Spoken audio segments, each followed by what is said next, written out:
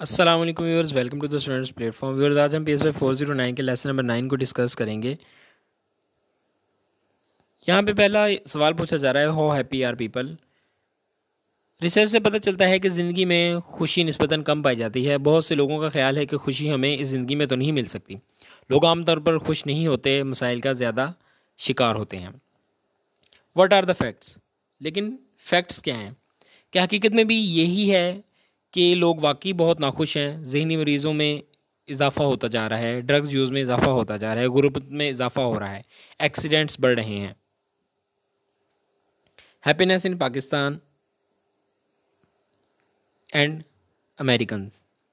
लोगों को ये फेसेस दिखाए गए और ये पूछा गया कि इनमें को कौन सा फेस जो है वो रिप्रेजेंट करता है। जिस तरह ये आपके सामने फेसेस हैं और नीचे इसकी रेटिंग है।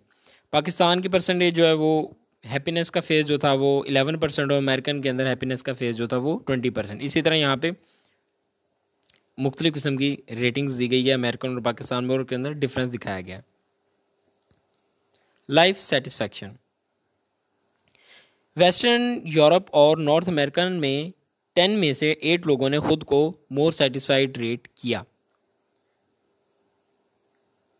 Life satisfied in Pakistanis. Life satisfaction जो है पाकिस्तान में क्या रेट है इसका, वो आपके सामने बयान किया गया है इसके अंदर। इसी तरह लाइफ सेटिस्फैक्शन अक्रॉस नेशंस हैं। मुख्तलिफ नेशंस के अंदर क्या रेशो है लाइफ सेटिस्फैक्शन की, वो यहाँ पे बयान की गई है। पाकिस्तान की आप देख लें 7.07 है। आगे आ जाएं। Are this findings are valid. क्या ये जो फाइंडिंग्स हैं ये वैलिड हैं? इसको देखने के लिए हम यहाँ से देखते हैं स्टेबिलिटी ऑफ सब्जेक्टिव वेलबींग।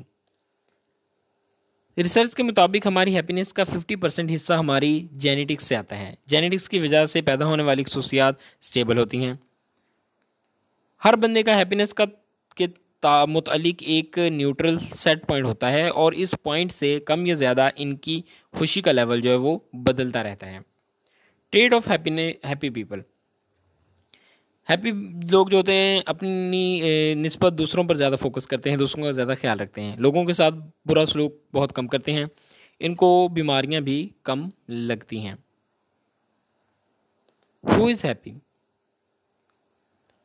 इसके अंदर पहली चीज़ है एज। एज में तब्दीली के साथ साथ इंसान की प्रायोरिटीज़ में तब्दीली आती है। जो आज जो कह रहा है कि चीज़ मेरे लिए अहम है, हो सकता है वो बाद में मेरे लिए अहम ना हो। आज जो चीज़ मेरी लिए खुशी का बायस हो सकता है कल वो मेरे लिए खुशी का बायस ना हो।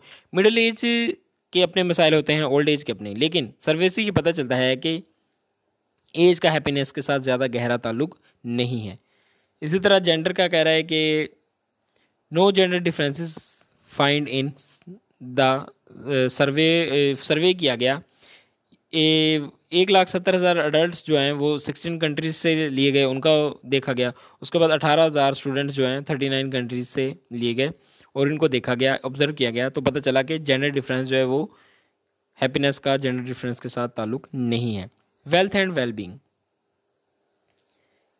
गैलप और न्यूपोर्ट की इस सर्वे के मुताबिक 2 में से 1 वुमेन, 3 में से 2 मैन और 5 में से 4 लोग सालाना $75,000 कमा रहे हैं और वो इसमें से ज़्यादा कमाना चाहते हैं क्योंकि इन्हें लगता है कि वो ज़्यादा अमीर होंगे तो ज़्यादा खुश होंगे। अगर लोगों से जनरली सवाल पूछा जाए कि वो पैसे से खुशी खरीद सकते हैं तो वो कहेंगे कि पैसे से खुशी नहीं खरीदी जा सकती। लेकिन आप यही सवाल एक और तरीके से पूछें कि अगर आपकी इनकम में इजाफा हो जाए तो क्या आप खुश हो जाएंगे, तो वो कहेंगे जी हाँ। बाकी इसी टॉपिक को मैं इंशाल्लाह नेक्स्ट लेसन में डिटेल से डिस्कस करेंगे। मिलते हैं अपने नेक्स्ट लेसन के साथ। Till then take care. अल्लाह हाफिज़।